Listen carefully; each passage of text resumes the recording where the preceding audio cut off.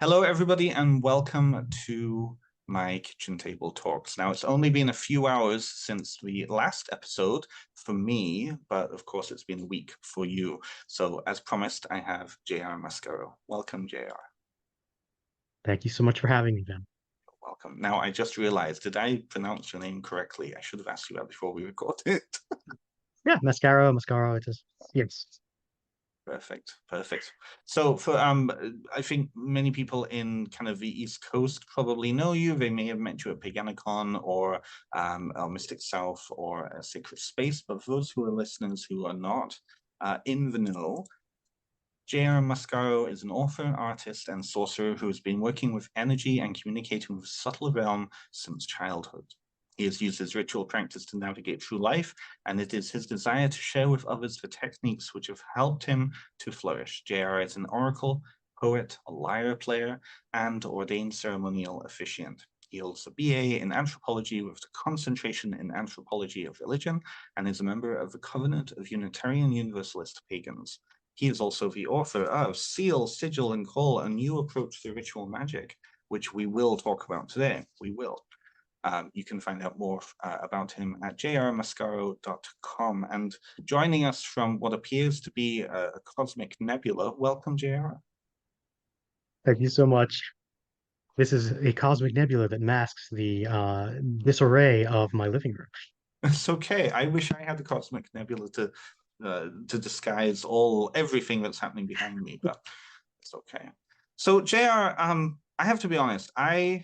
I was really nervous having you on, mainly because I've never read a book like this before.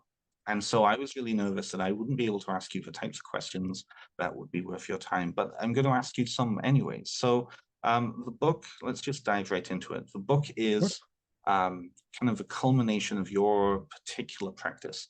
Tell us about kind of tell us your origin story and what led you to para-idolism. Is Of para-idolism? course, Pan-Idolism. Para-idolism. There we go. Thank you.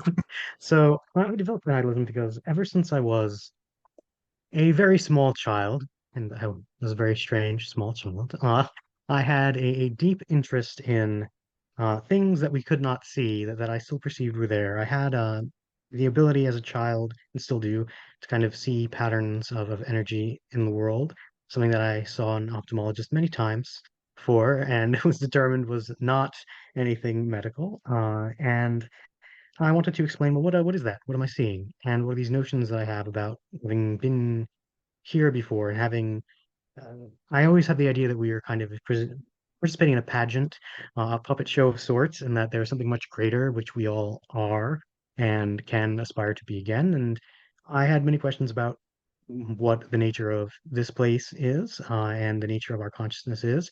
And I didn't find anything I could find in books to be satisfactory. And I had a lot of symbols floating around in my head that not until graduate work would I even be able to identify that I was constantly drawing on things, and I said, "Well, there's something to all of this." And so I began to voraciously consume books, but I never found anything that really clicked completely with my experience and with the way I think. And so I began to develop my own and take inspiration.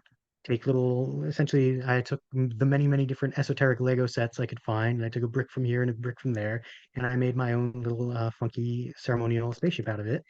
And it worked for me, and it worked very well, and it still works very well for me, although it is honestly constantly still evolving, which I think is a good thing for our practices to be growing at all times. But I took it as it existed in kind of its complete stage, workable stage, uh, and I had it that way for a long time. And it was eventually my desire to share that with people. It's beautiful. Thank you. Thank you for that. There's so many, of course, millions of questions connected to that. But I think what's probably more efficient is your practice as it is right now, pan-idolism. You're working with 18 eidolons? So the theoretical framework that is pan-idolism comes from pan, many, and eidolon, is that there is an infinite number of such intelligences or emanations in existence, but The ones that I introduce are the 18 that I have spoken with that are some of the first ones I've contacted, and some of the ones that I've contacted later on that were the most amenable towards helping people begin on this path. And so they've been given that introduction in the book. So I work with a great many eidolons in what I would call my arc, to the terminology I use in Pen Idolism, to speak of the sum total of eidolons one has contacted, which is usually contained in a tome or notebook, or multiple, in my case, having done enough of my life, multiple notebooks. Uh, so I work with many eidolons, but in Seal, Sigil, and Call, I introduce 18 eidolons to begin practice with. Fantastic book. I kind of, coming from the background I come from myself, really being multi-spiritual practice as well, I could see how all of these pieces, or many of these pieces, show up in other traditions, just with different names. As you were writing this, and it's only really a short volume, but it's really packed in there, you've had to develop or you use a different set of terminologies to describe the process. So I guess my first real burning question is, what was it like for you, before we actually get into you describing what the process is, or what the practice is, what was it like for you to translate from your own personal experience, your own personal practice, to put it out there and make it accessible? What was that like for you? So one of my fellow magician friends uh, once described the way I came to my practice as kind of a dandelion pushing up through concrete, Mm, in the idea that I didn't have access really to some of the things that might have resonated with me, so I just made my own. And one of the most important things to me in life, really, but certainly in magical practice or in any sort of teaching, is accessibility, is the ability to transmit an idea in a way that is going to be able to be digested by the people you are transmitting it to. And so while I took my original notes on my work, I was constantly seeking a lexicon that would convey as best as possible what I was attempting to do. Because also, one thing is that the deeper you get into this sort of work, uh, the more things become elusive to describe. When you come back from a ritual state, the things you have experienced might not have cognates in the languages you speak. And to me, it's always been I think it's self-edited in a lot of ways, but maybe people don't think about this as often, is the idea that, language is a transmission of a thought. So I don't get really hung up on terminology as long as I can make made known to someone what it is I mean. Uh, and so really what I sought to do was just find what is the simplest way I can give this concept form in someone's mind without having to, give them a history lesson on it, or, go through a whole bunch of references. So I try to do that. I try to bring in its own terminology because I want people to be able to pick up the book and begin to do the work without having to theoretically reference any other adjacent or preceding works. and you may mention of that. You say, I hope this is a one-stop shop for somebody to pick up this practice and just work with it. Yes. Yeah, my idea was, I'm giving people a buffet. They don't have to love every dish on the buffet, but if they can find enough to make a plate of their own and build around it, then I have done what I see as my duty as an author. I have Right. given people the things that they need to make a meal out of. And I very much want them to be using it to learn to cook their own. It's more of a set of tools, a set of building blocks, a set of Legos, well, for you to make your own practice out of around a framework that would make it easy to share with anyone else who's also read the book. It's such a, I guess, what I love about what you just said, that idea of that transition from being given from a buffet to eventually going and learning how to make it themselves. I was very conscious with my own book about not giving foundational rituals, foundational ways of thinking, because that, in my experience, often leads to that calcification of that idea as being, orthodox, and this is how we do it, and this is And then at that point, there's no point in owning that practice, right? Are there parts of the book that challenged you and challenged that approach that you wanted to take? Did you find that you just needed to do things a certain way? I hope that makes sense. So there are certain things in there that really needed to be done a specific way, specifically in the ways one would contact eidolons, which for those listening who may not have read are essentially spirit intelligences, external or internal. I don't really specify for people how they should interpret. I say this is an intelligence, whether you see that as an aspirational part of your subconscious or actually extant, intellect out there in, the cosmos is entirely up to your interpretation. But either way, the idea is that results will not be challenged by your interpretation, nor will the specific ways to engage with them. So there are certain things there that were essentially rules put in place, not by me, but by the actual entities or inner beings I was speaking to, essentially saying, well, this is how one needs to contact this energy. This is how one needs to make that connection in a way that's going to be mutually beneficial, safe, and enriching. So those were things that I couldn't think of a shortcut.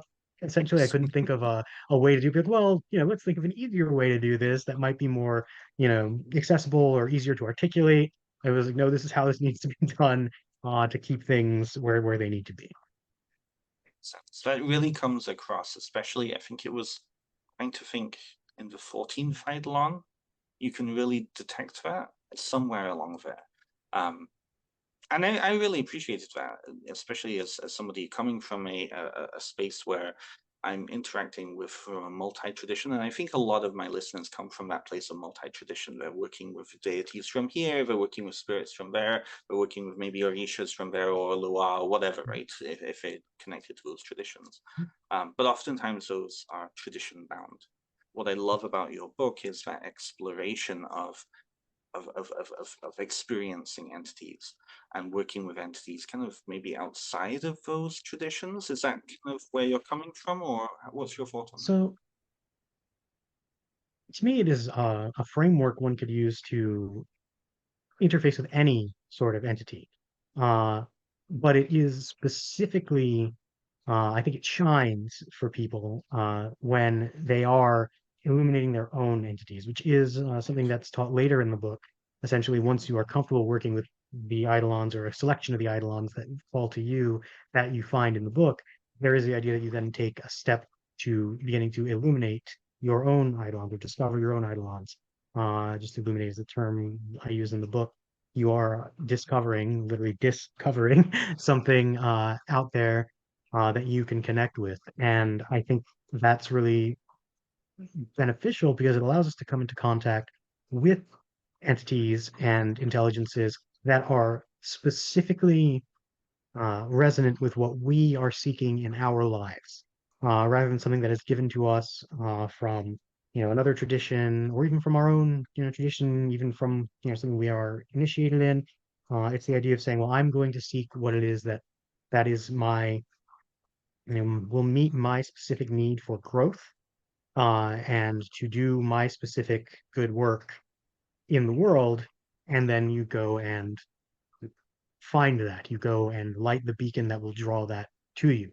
And I think that's very beneficial because it also allows us to do things that, uh, are unimagined.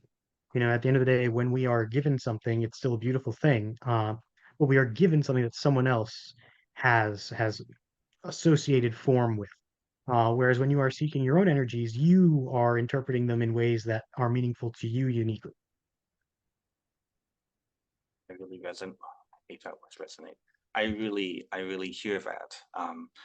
I do a lot of dream work with my clients. I'm a therapist in my regular life, and one of the biggest issues with dream work is people going and buying themselves a dream dictionary.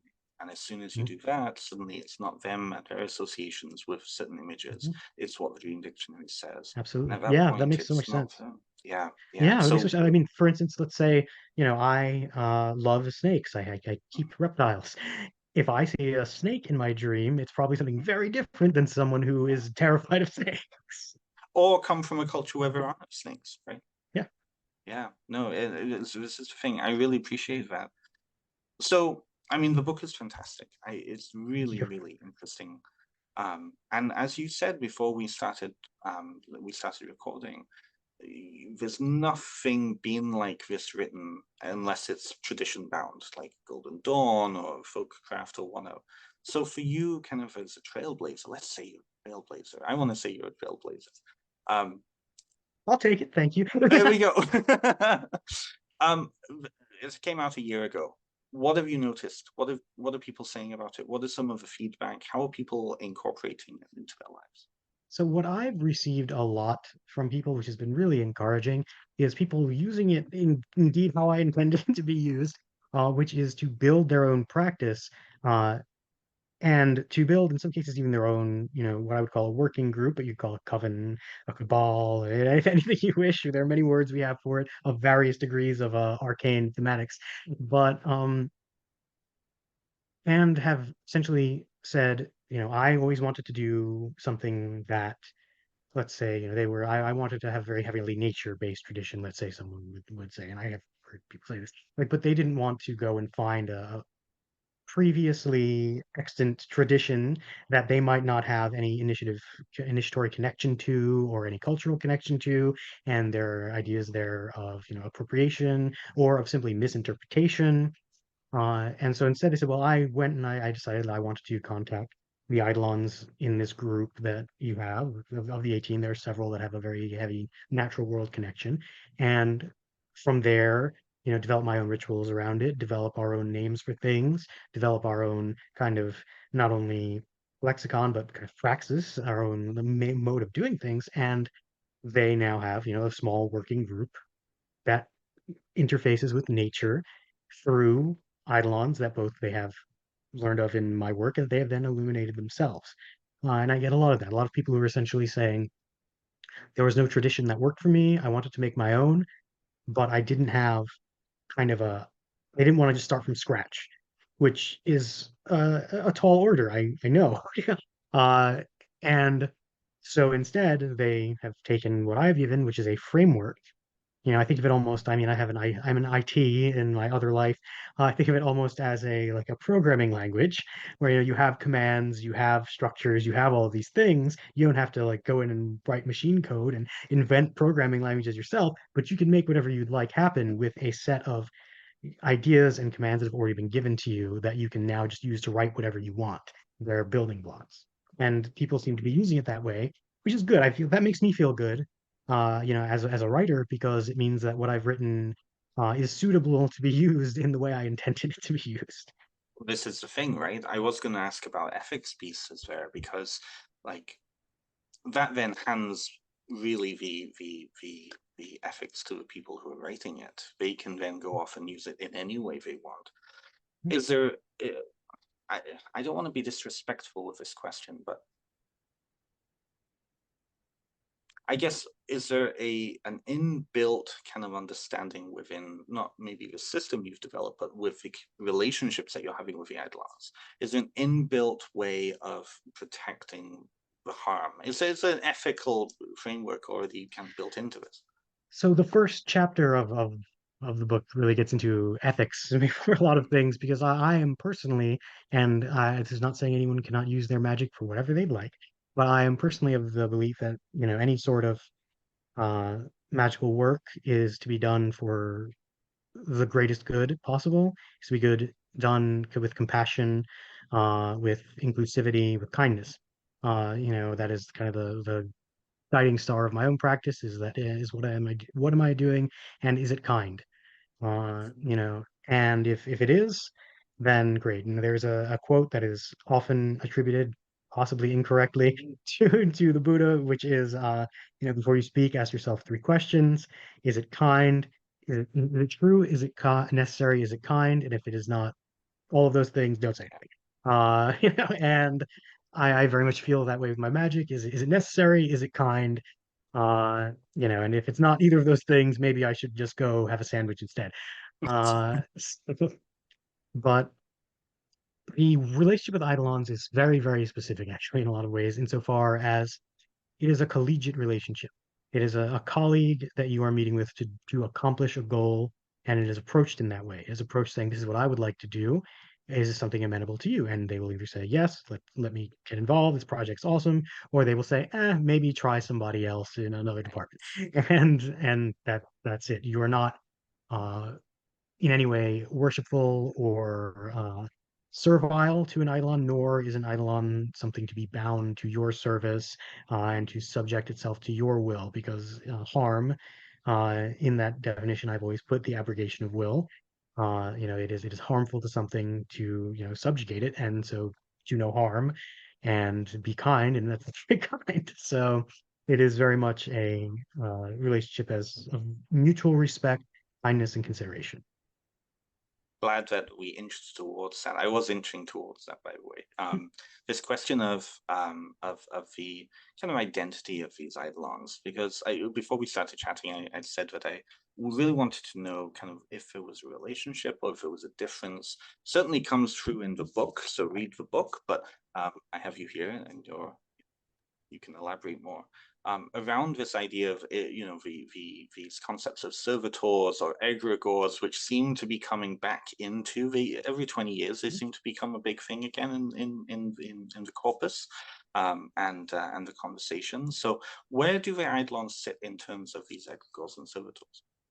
So when I think of an egregore or a servitor, I'm thinking often of collectivity, something that is created by or summoned up into being by a actual group of practitioners, and something that is usually made to serve a specific function.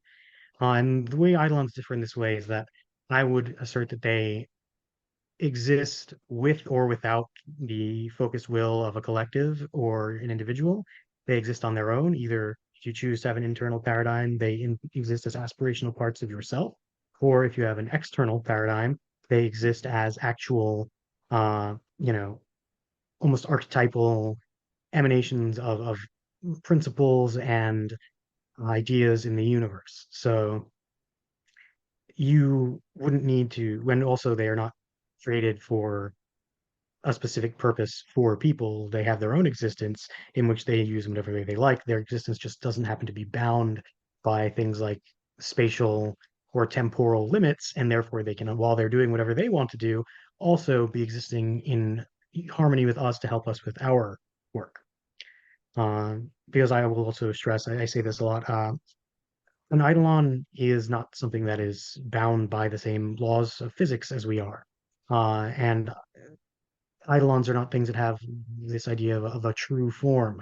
An eidolon does not have, generally speaking, a gender or a species. Even an eidolon is an energy, is an idea, and it expresses itself to us in ways that resonate with us. So if I come from a culture where the height of artistry is the playing of the violin, then the first eidolon, who is a musician, might come to me as a violinist.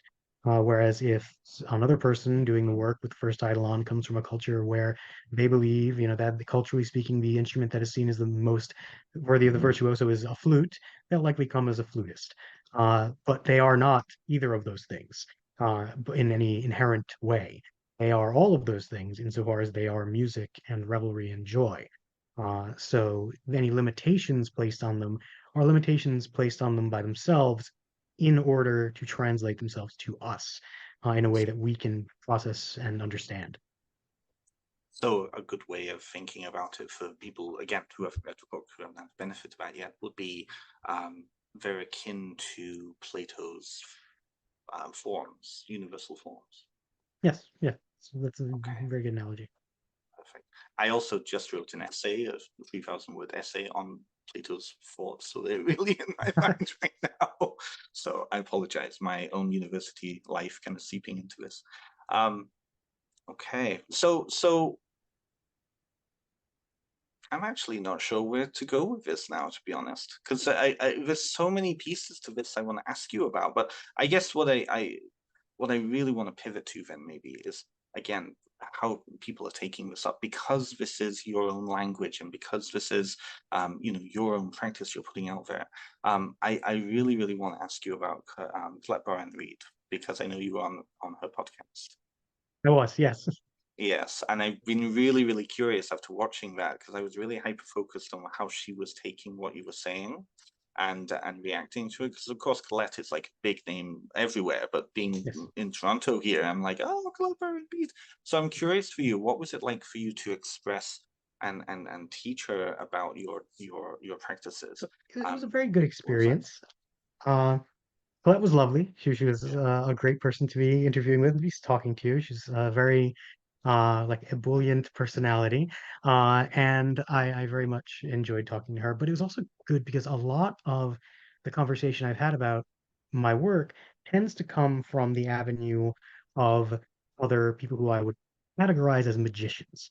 right. Ritualists, people who like yourself who are doing work that one might call, and rightly so, magic.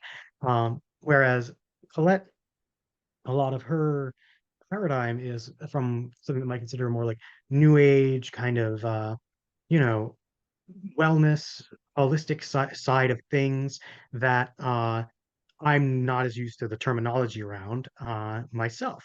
And I thought it was very, very interesting because a lot of these are very similar concepts, just with varying degrees of formality and language around them.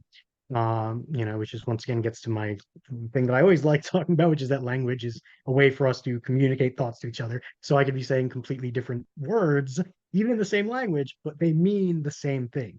Like when I'm talking to a friend who it's more of a new age view, they might say something about like, well, I'm manifesting this, through like positive thought. Whereas, to a friend of mine who, is into Thelema, they'll be talking about how, they are using their will to, summon forth this effect, but they're talking about influencing their reality with the direction of their thought and will, no matter what tradition they're using as the framework for it. So when I spoke with Colette, I got to talk about, you know, magic from a more manifestation through thought kind of way.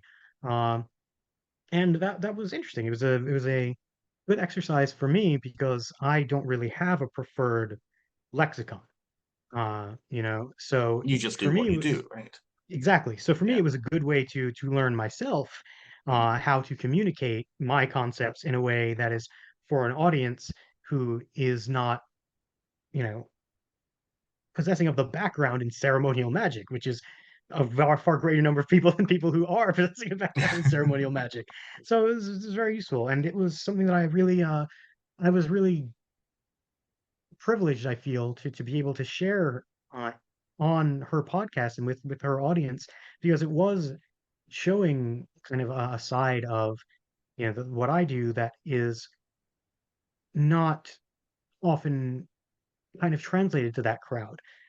Because a lot of the times, when we think of magic and witchcraft and things like that, there's a very Absolutely. different connotation that's brought to it. But at the end of the day, like when I'm talking about contacting, a celestial Eidolon, to aid me in some of my work, and there's no real difference if you're using, imagery of an archangel or another type of spirit that is, of a positive or holy nature, because I think really we're all plugging into the same things.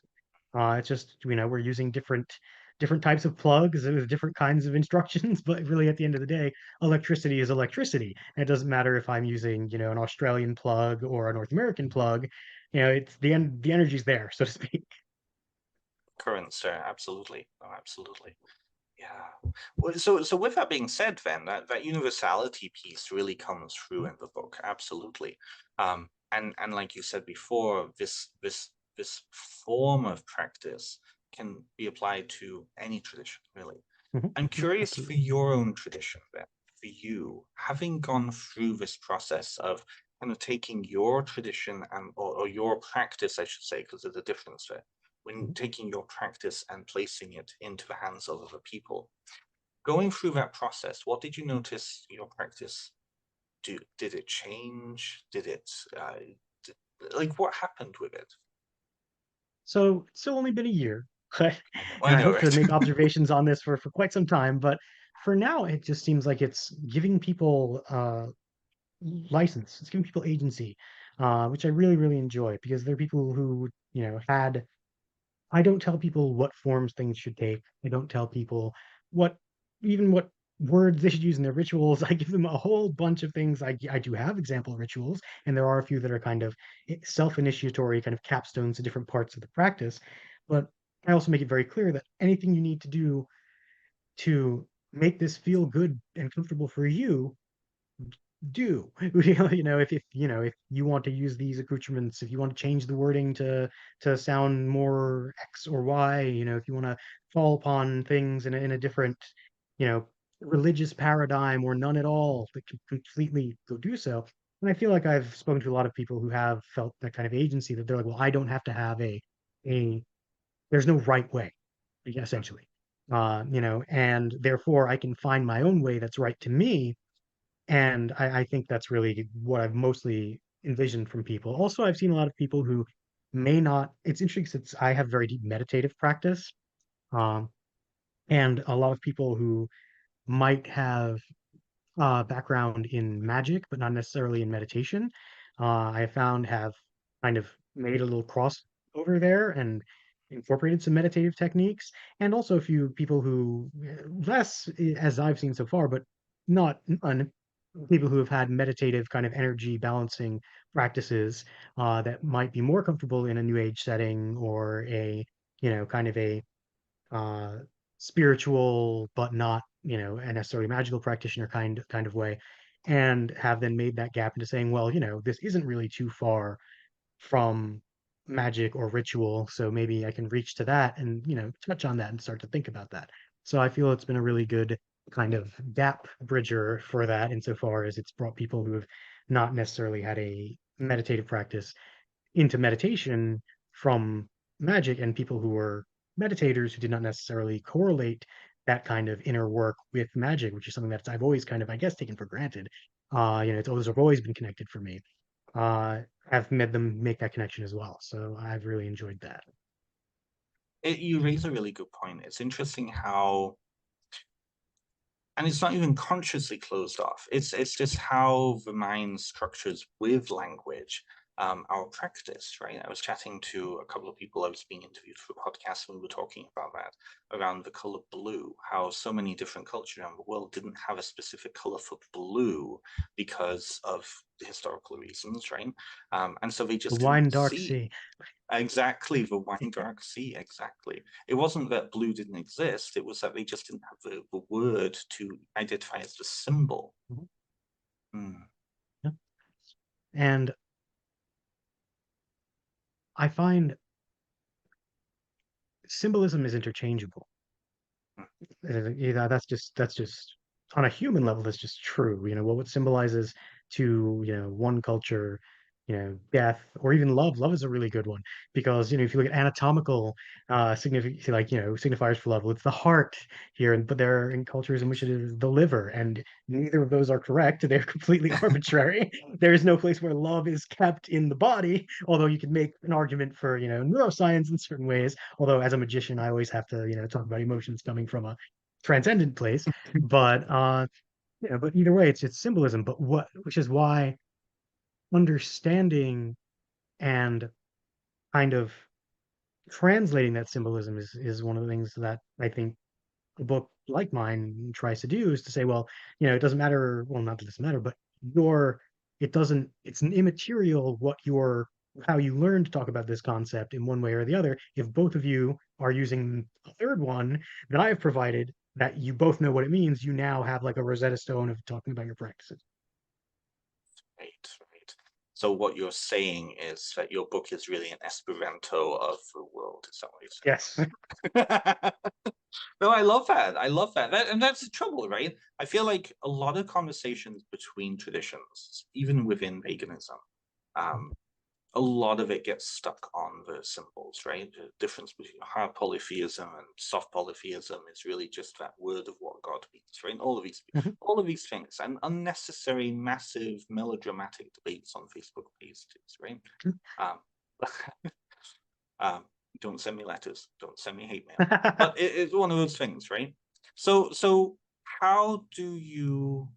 Hmm, I guess I was going to say, how do you prevent people from taking this and calcifying it so that it becomes by rote, right? Taking the sigils that you include, taking the, I like, but I guess at the end of the day, there's so many things that like, there's only so much you can do, right? Yeah. Well, it would be for me looking at the very core of it.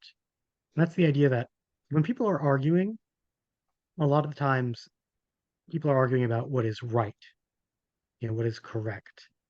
And if people are practicing what I have put forward, the only question you need to be asking is what is kind. Mm, Um, so it doesn't really matter if someone else is using different terminology. There's nothing wrong about it. Uh, you just need to be looking at if you are seeking to really, I'd say the only question really is if you're seeking to see if you want to work with someone, because otherwise it's probably not advice. That's what your practice is like. But if you are seeking to work with someone and therefore determine, well, should I work with this person? Can we do that? You're not asking what do they call their gods or God. You're not asking, or even if they have one, you're not asking how do they draw their magic circle or do they use herbs or not? Or like you're asking what is the goal of their work? And if the goal of their work is kind, that's all that really matters. The only reason their terminologies will matter is so you can communicate them to each other. But if you're patient with each other, you can understand each other's terminologies, or like I have tried to do, develop an entirely different one. right. Right, and I think you've succeeded. I think that again, you reiterate that piece again and again and again throughout the book, and I really appreciated that because I feel like so. I was going to say I feel like so many books just go straight into the describing a particular way, and at the end, the feeling is, well, this is like it's stuck it and set in stone, right? That is not to put down any of our colleagues. I love them all, but sometimes some books do end up like that, just because of the nature of the book, right? One of the biggest criticisms of my book is that I don't do that. Like I don't give that foundational ritual to do, and so then people are left floundering, like, how do I even begin, right? But that's just one of the issues of the belly of the beast, I guess, you know. Well, yeah, I know. I think a lot of Yeah, things that get written by nature, and by nature they must, I think, at the end of the yeah, day, are getting built upon existing frameworks, existing yes. paradigms of how magic works, what magic is, what are spirits, what are gods, what are spells, all sorts of things. Whereas I think one of the foundational goals of my writing here was to pretty much say, listen, forget everything you know. It doesn't matter if you're, you know, been doing magic for years or this is the first book you've ever picked up on the subject. I wanted to have a great leveling there and say, this is something new and engage with it as something new. Because if you conform it to any of your other paradigms, you're no longer doing something new. You're no longer creating your own thing or interacting with your own eidolons. You are instead adapting this system to something you already have, which is not to say people can't. If that's what they want to do, that's absolutely fine. But the purpose of it in its writing was to allow people to do the opposite and say, well, I want to start my own, I want to begin my practice on my own foundation so it jives completely with me because it doesn't have anybody else's, no historical or cultural or personal presuppositions at all. It's you making it for yourself. You'll have to deal with a few of my presuppositions, but literally in the text, I say, if you don't like those, ignore it. Well, that makes sense. That makes sense. So when a year on, it's been out in the world for a year. With that being said, then, so we all grow and we all change. We all look at things differently. When you were writing this, you were in a very particular time in your life. Now it's a year later. Um, is there what are you most proud of? What are you not most proud of this book? What would you change? So, what would I change? Mm, One of the things that's good to know about this book is that it is not indicative entirely of the practice I do now. It is indicative of a practice of this practice when it came to a point where it was suitable being shared. Let's just say it's kind of all of the foundational framework you need to engage in what I would call panidalist magic, if I'm allowed to make up my own words here, which all words are made up, so we'll go with it. I give you And permission. Not that you ask for that, permission, but I give it to you. but so what I'm doing now is different, but I think were I to change it, there are probably a few things I'd maybe elaborate on, especially in some of the later parts of the book, some of the techniques like tonal resonance, and the ideas of like vestiges and things like that. But I think it's good where it is because I think it's good that it's not overly long because of what it is, because it asks so much of people in terms of just being able to start from scratch in a lot of ways, and really engage with the subject with new eyes. So I think being too long might have been a little much for people, whereas this is more of just this is the foundation. And I do plan on writing more. I have another thing in the works, which while not specifically on pan-idalism, will definitely be from that standpoint, because I don't think I can write anything not from that standpoint because it is my point of view. Uh, but I do think that, you know, Todd probably could have elaborated on certain things. I think I will one day, not in the near future, but in perhaps distant future, come out with a probably if someone, if Llewellyn feels, inclined to publish it, I will probably think of putting out kind of a more advanced version. So Mm. essentially maybe more eidolons that are perhaps more difficult to work with, that someone who may have been working with the system for a while might want to contact, and things like that. But I hesitate to get too much of that in because one, I have many, many, many notebooks to draw from on that, and I don't want to overwhelm people. But also because I want I don't want to wind up giving people a huge list of things that are not theirs to interface with. I'd be much more excited to hear about the things that people are illuminating for themselves. That's the classic issue of being a writer is, do we come from where we are at, or do we come from where our readers are at, right? So where do you go from here? I know you just mentioned that you're working on something else, but where do you go from here?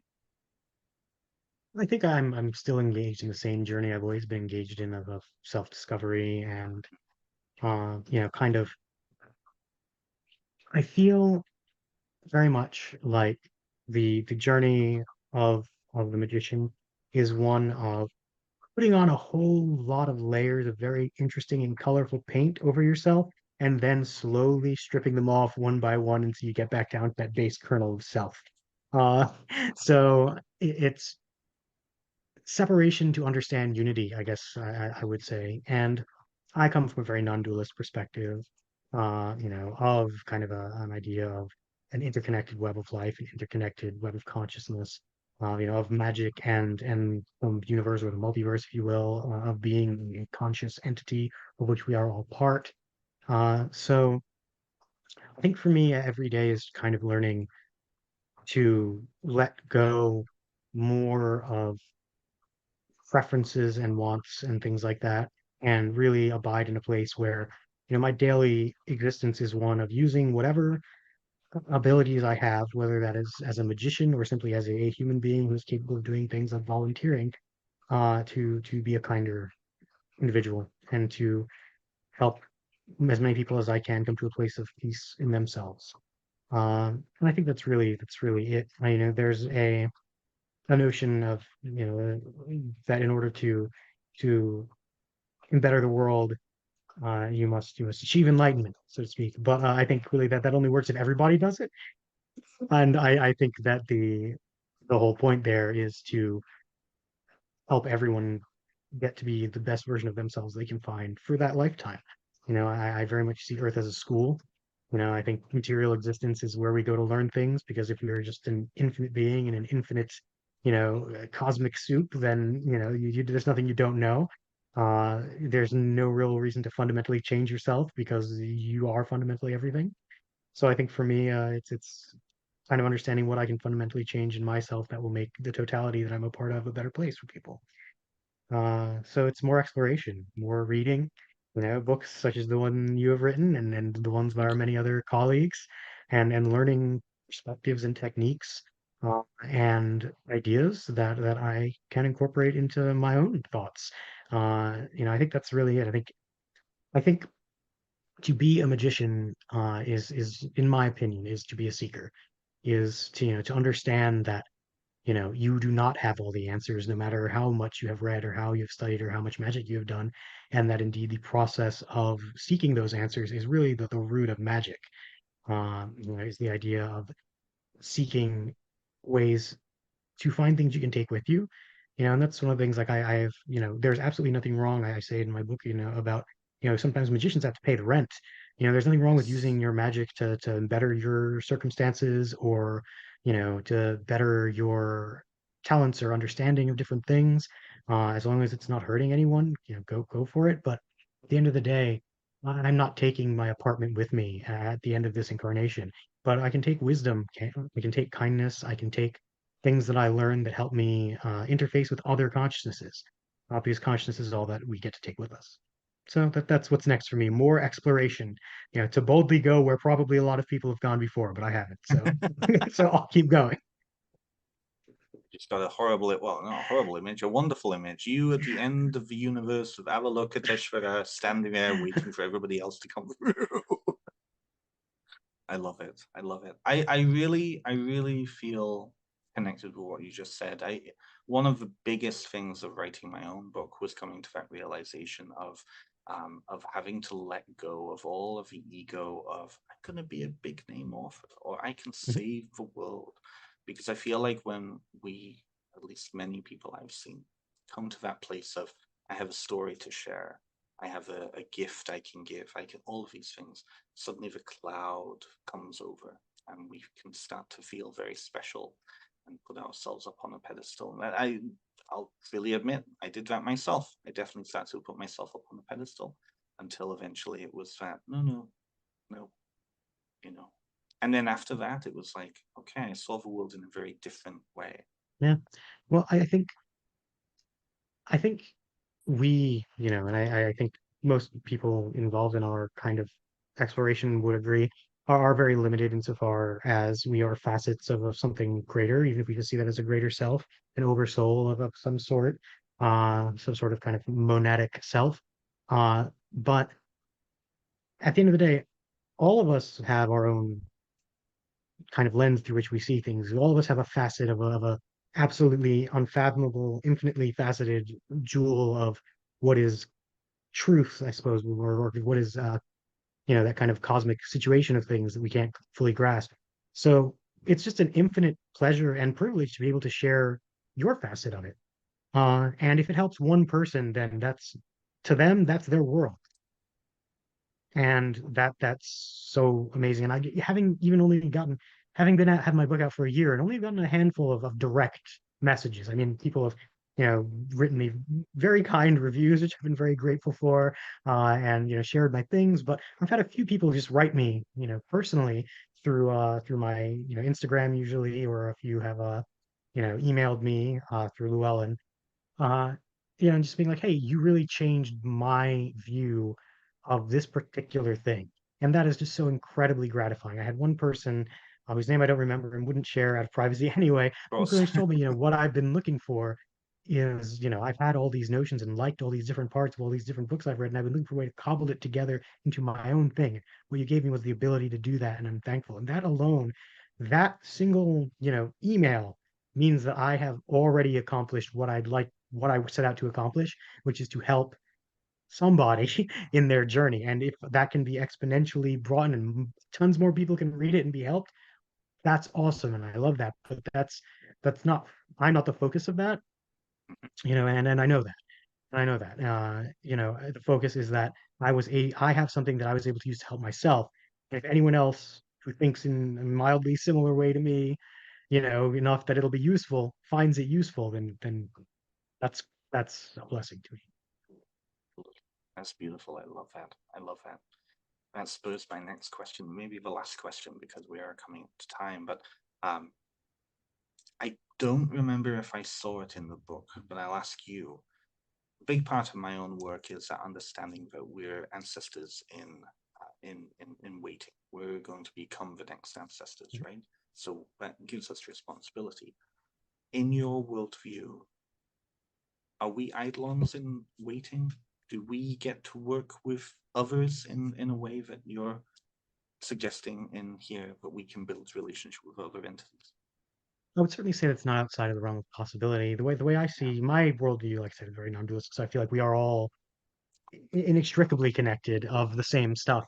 And I do believe that, when we are in a state of pure consciousness, we can manifest ourselves in whatever way will be useful to the people we are attempting to help, and to shepherd in whatever way we can towards their own, happiness and their own best selves. So I would certainly say that if someone is using a panidalist, uh, you know, kind of paradigm for their magic, and one of us is floating out there in the consciousness, confetti, that certainly that would be a tool in the toolbox. I generally think that eidolons, it's the ones I've spoken to, were never incarnate, the ones I've worked with, but I will not, I'm not willing really in any way to dismiss any possibility, but I'm not willing to dismiss the possibility that if that's what someone needs and someone is illuminating an eidolon, and that is what comes through, I'm certainly not willing to say that's not a possibility. So the ones I've worked with tend to be kind of conceptual entities, but there's more in heaven and earth than is dreamed of in our philosophy. So, Well, I'm really pleased that you said that too, because I feel like so many human traditions and so many human interactions with spiritual center humanness as being an important stage along the way. So this idea, as soon as I talk to people about conceptual ancestors, for example, ancestors that were never incarnate as humans in any way, people are like, what? But ancestors, they had to have been human and lived at some point, right? It's very kind of that's decentering so humanness. one of the ancestral spirits that I work with, is actually comes through an eidolon that is not in the book, and it is an eidolon of, kind of, its symbol is the trilobite, and it's one of the phrase it usually uses of remember the ones, who spoke without voice and saw without eyes, and it's about remembering your ancestors that were like trilobites and horseshoe crabs, because at the end of the day, they are still your ancestors. Back there in the line of, you know, vertebrate evolution on Earth. You go far back enough, and we're talking about, a primordial soup of single-celled organisms who, in the most literal way, are indeed the ancestors of all life. So I definitely don't center humanness to almost anything I do, Totally. uh, because in my view, sentience far, far predates, humanness, even on this planet. And sapience, I feel, 100% predates humans in the cosmos, Mm, simply by the scale of it and by the fact that things that I've spoken to are not human and they're pretty sapient. But that's again comes from a place where I don't see the physical matter, world as the be all and end all of things, which I feel mm. many magicians will agree with, but many people who are maybe just getting into it, that might be a new concept for them, or at least a concept that has previously been only, transmitted in very specific cultural or religious terms. Absolutely, absolutely. And again, I really think that's a really important point of kind of coming back to our discussion about even language, how language affects our cognition, our conceptualization, our ability to see. Just decoupling that idea of well, with ancestor work in my case, decoupling that idea of it had to have been a dead human. If it didn't live as a human, then it can't possibly be an ancestor, right? Even just in that terms of language is freeing. And that really again comes through in this book, this idea of freedom, this idea of taking ownership because of that freedom. Mm. Yeah, Yeah. I it's I'm happy it came across in that way, because it's very much like I never want someone who bases their practice on my framework to have to say, I'm doing it this way because that's how it's done, Right, right. because that's the correct way to do it. I mean, there are very a few things that are like being respectful and being kind that are kind of like, yes, that is the framework. But even those, I mean, there's whys behind them. You know what I'm saying? Like you're being kind because it is the like internally correct thing to do when you are interfacing with other conscious things. But there's when it comes to semantics or when it comes to, practice, it's never saying, well, I do the ritual this way because that's how it's done. No, as long as it's done with kindness, if you want to incorporate bubble gum into it, is it my thing? Not really, but if it works for you, go for it, have fun. I'm glad it works for you. And that's the thing. Like there definitely should be that notion of freedom, the notion of I'm doing this because it's right to me and not because I've been told it's right by someone who has assumed a position of authority. Because anyone who speaks to me will know that I do not almost ever assume a position of authority because I very much see myself as an eternal student.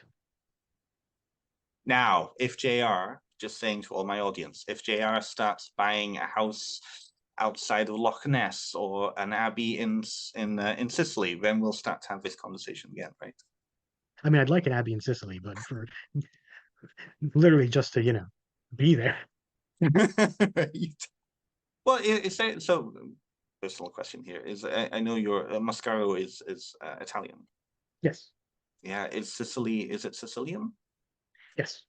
Ah, On one side of my family, uh, I am very much Italian, and I have a lot of relatives in specifically Sicily, Napoli, as well as Rome, Calabria. I have a lot of relatives in Italy. Actually, my family comes from uh, just outside of Palermo, and the same region right at the feet of Vesuvius, which is actually hilarious because speaking of ancestral work, I was making semolina bread the other day. And it was just something that I felt so inspired to. And I was like, I wonder why. And I looked at the town where my grandmother came from in Sicily, and it's like where they invented semolina bread. And I was like, wow, no wonder I can eat this stuff by the truckload. It's there. It's in the mitochondria at this point. you can hear the whispers of your Nona from thousands of miles away. Yes, that's too funny. I love it. Also, semolina bread. Hello. I mean, yeah, I could eat semolina Delicious. toast every morning if Mm, given the opportunity. But yeah, so yeah, that's one side of my family. The other side of my family is Eastern European and Danish, very good. which is also probably why I like runes if we want to get an ancestral bent there. So That is unfortunately have to be another conversation because I have yes, kept you long enough. But JR, this was amazing. Thank you so much. And thank again, you so much. well, I was very nervous because you reading the book is one experience, but actually talking to the person who developed it is a whole other experience. So this was wonderful. I really highly recommend going out buying this. I feel like this will fit very much in with the folk craft crowd that tend to be the listeners of this, and particularly in again that freedom as people start to explore perhaps their ancestral spirits, the spirits of landscapes and whatnot, and then the question of, well, how do I relate to other entities? I think this is very, very useful. So thank you.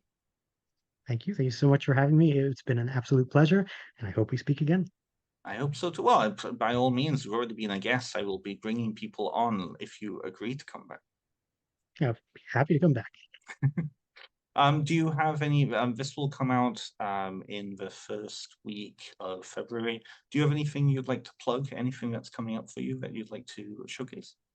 Certainly, in March, I will be at Paganicon in Twin Cities, and I will be doing a workshop on Penidilism and its method. It's the nitty-gritty of how it works, what its core philosophies are, and how one might get about, involving themselves in a Penidalist practice. And then a week later, I will be at Sacred Space in Maryland, and I will be doing a ritual, actually, which will be the Circle of Concentric Ascension from my book, which is a ritual that is seen as a stepping forward ritual, intention setting ritual, in order to kind of put out there to yourself, really, that I am intending to engage in a penidalist work and in the contact of eidolons. And then I will also be drawing in the energy of the 18th eidolon, who is very much representative of justice. And so that's just a socially appropriate thing, I think, to bring in. We could always use more justice in the world. And I tend to call usually the 18th Eidolon or the 8th Eidolon when I do public ritual, because the 8th Eidolon is the opener of the way, the celestial navigator who helps people find their way to, their truer calling or their truest self. So those are the two I tend to bring in because they tend to be kind of universally applicable. It's So beautiful, that'll be Sacred wonderful. Space in March So that'll be as Sacred well. Space in March, and then also Paganicon. Wonderful. And that's, Yep. I mean, by the time this comes out, that'll be really, really soon. So for those who are listening, I will place those down in the show notes as well. If you're in the general Minneapolis area, or if you're in the East Coast, do go check those out. They are two wonderful events that happen every year, and tickets should be available by now. And if not, Yes. contact them and find out. Um, Otherwise, to learn more about JR, go to jrmascaro.com. That'll, of course, is just below JR's name, just underneath here throughout this conversation on YouTube. And for those who are listening on Spotify, that will be in the show notes. Again, thank you so much for coming on. I've been Ben Stimson. This has been JR Mascaro. And I hope everyone has a wonderful rest of the week.